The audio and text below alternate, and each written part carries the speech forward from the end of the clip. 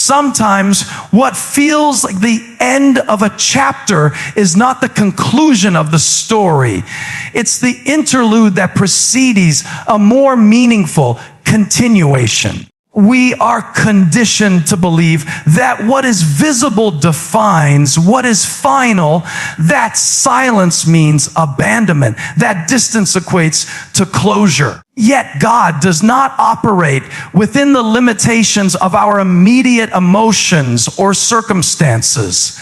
Divine timing rarely matches our human schedule, because his vision spans the entire landscape of our lives, not just the moment we are standing in.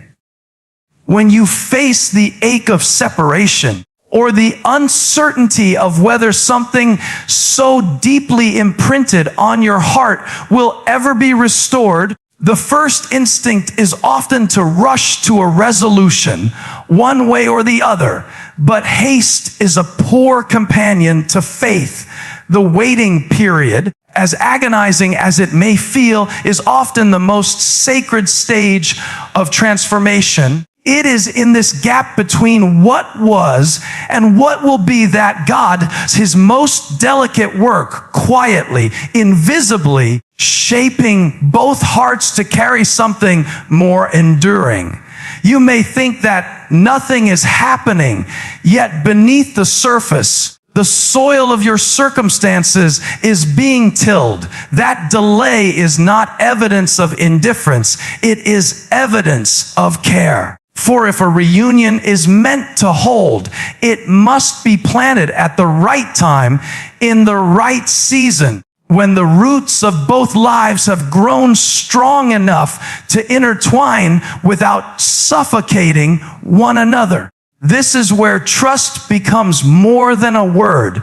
Trust is not simply believing that God exists. It is the discipline of letting go of your need to control how the story unfolds. It is choosing to believe that what looks like silence from heaven is often strategy in motion. And this trust is not passive. It asks you to remain open, to live fully in the present, to develop yourself spiritually, emotionally, and mentally while the threads of destiny are being woven out of your sight. God does not pause your life while he works on someone else's heart. He invites you to grow in the waiting so that when the appointed time arrives, you step into it as the person you were meant to become, not the person you were when things first fell apart. And here is a truth many overlook. Divine timing protects you from premature restoration. It shields you from entering a relationship before its foundation can bear the weight of what you hope to build. Sometimes God withholds the yes, not to punish, but to prevent a collapse that would hurt even more. What feels like a delay is often a form of mercy, because when he says it's not over, he does not mean it will resume exactly as it was. He means it will return in its right form, refined, tested, and more capable of enduring what life will bring next. So when you wrestle with the H of uncertainty, do not measure the promise by today's silence. Measure it by the character of the one who gave the promise. The author of time does not miss appointments. The very gap you despise may be the space where the miracle takes root. Hold that thought close, because it might just be the waiting, not the rushing, that carries you back to what was meant to last. Would you like me to now expand key point? No. 2, in the same style, to continue building the full speech. Or should I create the full integrated speech with all points? One of the hardest truths to accept is that sometimes love requires distance. Not because the bond is broken, but because growth is essential. We tend to romanticize the idea that being together is always better than being apart, that proximity is proof of commitment. But when God has a purpose for two lives, He is not interested in convenience. He is interested in completeness. And completeness often demands a season of separation. When two people come together without first becoming whole as individuals, they risk building a relationship that is fragile, dependent, and easily fractured under pressure. What appears to be love can quickly turn into need, and need disguised as love creates a cycle of insecurity that no relationship can sustain. That is why God sometimes allows the pause, not to end what is beautiful, but to strengthen what is weak. The distance becomes the workshop where both hearts are refined, where identity is clarified, and where faith is tested in solitude. Think about it. If every dream in your heart depends on another person's presence, then who are you when they are not there? That question often goes unanswered because we fear what silence might reveal. But God uses that silence to teach us something profound. That love is not the erasure of self, but the expansion of it. Two people can only merge into something enduring when they first know who they are apart. This process of individual growth is rarely comfortable. It feels like loss because we are conditioned to equate love with constant contact and reassurance. But growth is not born in comfort. It emerges in the tension of becoming. In this space, God may be dealing with your insecurities, shaping your vision, teaching you to rely on Him rather than clinging to someone else for validation. At the same time, He is likely doing the same for the other person. What looks like abandonment may actually be alignment. Two lives being adjusted so that when they meet again, they do so from a place of wholeness rather than brokenness. And here's what makes this so critical. Relationships that are rooted in emotional dependency often collapse under the weight of expectation. If one person becomes the source of your peace, joy, or identity, then you've placed a burden on them that no human being was designed to carry. But when two whole individuals come together, the relationship becomes additive rather than compensatory. It becomes a space of shared strength rather than mutual survival. That is what God desires, not for you to lose yourself in love, but to find the best version of yourself so that love can flourish without fear. So the next time you feel the sting of separation, shift your perspective. Ask not, why is this happening to me? But what is this season preparing in me? Because chances are it's preparing strength, wisdom, and capacity, things you will desperately need when love returns. Remember, God doesn't just want you back together. He wants you better together. And better takes time. Never underestimate what God can accomplish in your absence. Sometimes the most powerful act of love is to step back, trust the process, and allow both lives to evolve into what they were always meant to be. Because when wholeness meets wholeness, what you build together will be unshakable. Would you like me to now expand? Key point, no. 3 in the same style, or start weaving all expanded points into a full, flowing speech. Faith is often misunderstood as waiting idly. hoping circumstances will magically align without our participation. But that is not the nature of true faith. Real faith is dynamic. It is a posture of trust that allows you to move forward without forcing the outcome.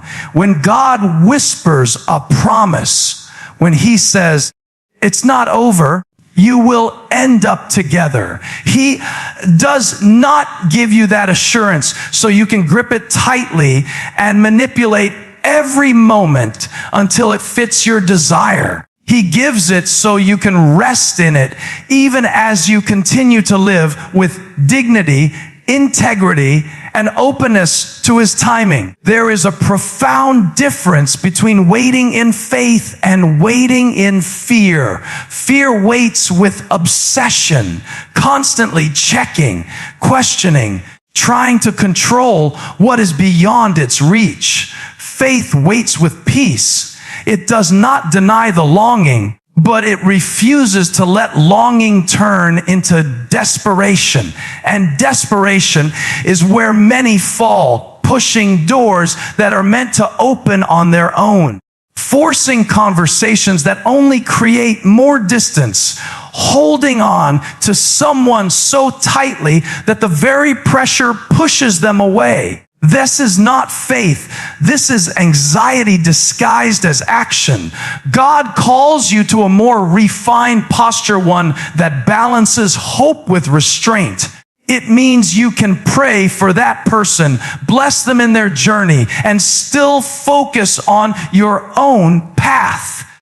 It means you can express care without crossing boundaries, show consistency without demanding reciprocation, and hold space in your heart without making them the center of your existence. Faith does not ask you to stop living while you wait. It asks you to live well, to keep building, to keep becoming. This is perhaps the hardest thing to accept, that God's promise does not need your control to come true. The moment you try to engineer destiny, you step into the territory of manipulation. And what begins in manipulation rarely matures into something beautiful. Love, at its core, must remain free.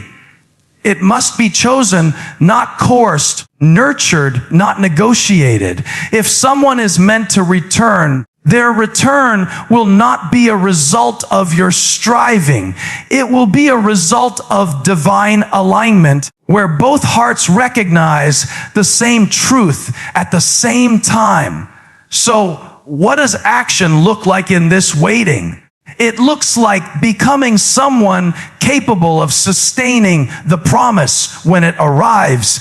It is using this time to grow spiritually, to strengthen your emotional intelligence, to build your life on something more stable than another person's presence. Because when the moment does come, when paths cross again, you want to meet it from a place of abundance, not emptiness. You want to be someone who adds to their life, not someone clinging to them for completion. Faith, then, is both surrender and preparation. It is saying, I trust that God's timing is perfect, so I will not force what is not yet ready, but I will prepare for what I believe is coming. And that preparation is never wasted, because even if the story unfolds differently than you imagined, the person you become in that process will always be needed for what God has ahead. So hold this close. Your role is not to chase, not to convince, not to manipulate. Your role is to remain steady, to live with quiet confidence, and to trust that what is truly yours will never need to be wrestled into place. The right door does not open through pressure. It opens through peace. Would you like me to now expand key point? No. 4, with the same depth and flow? Or should I begin crafting the complete fully integrated speech with all 4 expanded points. When God restores what was once broken, he rarely does it in the exact form it left. Reconciliation is never just about picking up where things ended. It is about stepping into a new chapter with a deeper purpose. Too often, people imagine reunion as the return to comfort, the rekindling of familiar feelings, the relief of not being alone. But divine restoration does not simply satisfy your longing. It reorients your life. It calls you to see the relationship as more than personal fulfillment. It becomes a vessel for something larger than yourselves. When 2 people are brought back together by God, it is not by accident, nor is it just a reward for waiting. It is because their union now has the capacity to carry a mission, a purpose that stretches beyond their own needs and desires. This may mean building a family that reflects strength and faith. It may mean supporting each other's callings. It may mean becoming a testimony for others who have lost hope in restoration. Whatever the form, the point is this: divine reconciliation is about impact, not indulgence. This is why the process often feels so rigorous before the reunion happens. God does not want to reconnect 2 people simply to soothe their emotions. He wants to ensure that their reunion bears fruit. That means both hearts must first be trained through waiting, through lessons, through setbacks, to hold something weightier than romance. Love, when truly ordained, is not fragile. It does not thrive in secrecy, fear, or immaturity. It thrives when both people have learned to serve something greater than their own immediate comfort. Think of the relationships that inspire you, not the ones that flash for a moment and vanish, but the ones that endure seasons, trials, misunderstandings, and still emerge as sources of strength for others. These relationships have one thing in common. They stopped being just about the 2 people involved. They became a stage on which faith, resilience, forgiveness, and commitment were displayed. That is what God aims for when he says, "It's not over. You will end up together." It's not about recreating the past. It's about building a future with significance. And this changes the way you prepare for reconciliation. Instead of asking, "How can I get them back?" you begin to ask, "What are we meant to become together?" That question carries weight because it shifts the focus from personal satisfaction to collective purpose. It calls you to examine how your growth complements theirs, how your vision aligns with theirs, and how the 2 of you can carry a shared responsibility in God's greater design. This kind of love will challenge you. It will require forgiveness where pride wants revenge, patience where fear wants control, humility where ego wants to dominate. But in that surrender lies the beauty. You are no longer clinging to someone to fill your emptiness. You are preparing to walk with someone to fulfill your calling. So remember, reconciliation is not just the return of what you lost. It is the beginning of what you were meant to carry. When it comes, it will not come to make you feel safe. It will come to make you strong. And the strength you build in the waiting is the very strength you will need to sustain what is coming. Would you like me to now weave all 4 expanded key points into one seamless, powerful, full speech? Or should I refine these 4 segments into a single flowing manuscript ready for delivery?